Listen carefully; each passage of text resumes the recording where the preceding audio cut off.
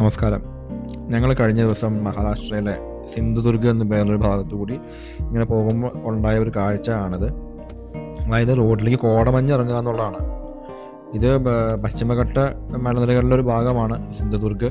ഉൾക്കാട് തന്നെയാണ് കേട്ടോ. കാടിൻ്റെ ഉള്ളിലേക്കൂടെ പോകുന്ന റോഡാണ്. പക്ഷേ ഞാൻ തെളിഞ്ഞ ഒരു സമയത്തുകൂടി പോകുന്ന സമയത്താണ് ഇങ്ങനെ കോട ഇറങ്ങിയത്.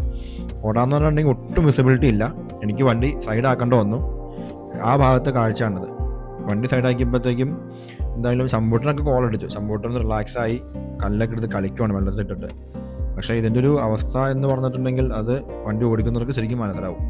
പെട്ടെന്നാണ് വിസിബിലിറ്റി പോയിട്ട് കോട ഇറങ്ങിയത്. ദൂരെ നിന്ന് പറഞ്ഞ കാറൊക്കെ കണ്ടോ, ഒന്നും കാണാൻ പോലും പാടില്ല.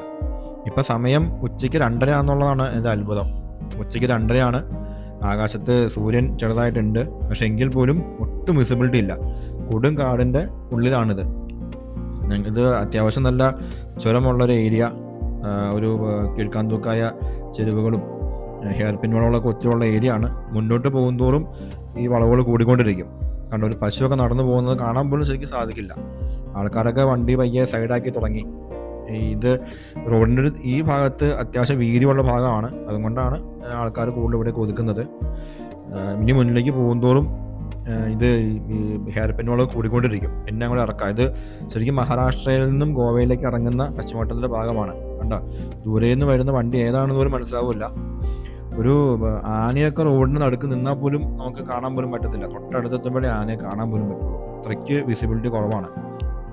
അതായത് ഈ ഒരു ഏരിയയിൽ നമ്മൾ വരുന്ന വഴിക്കൊക്കെ ഈ സ്ലോ സ്പീഡ്, അതിൽ ഫോഗി വാണിംഗ് ഉണ്ട്. പിന്നെ ഈ വന്യമൃഗങ്ങൾ, പുലി, അതുപോലെ കാട്ടാനൊക്കെ റോഡിലേക്ക് ഇറങ്ങി വരാൻ സാധ്യതയുണ്ട് എന്നുള്ളതൊക്കെ ഒത്തിരി വാണിങ്ങുകളൊക്കെ ഉണ്ട്. എന്തായാലും ഒരു പെട്ടെന്നായിരുന്നു മഞ്ഞിറങ്ങിയത്. പയ്യെ പയ്യെ മഞ്ഞ് മാറി വരുന്നുണ്ട് കേട്ടോ.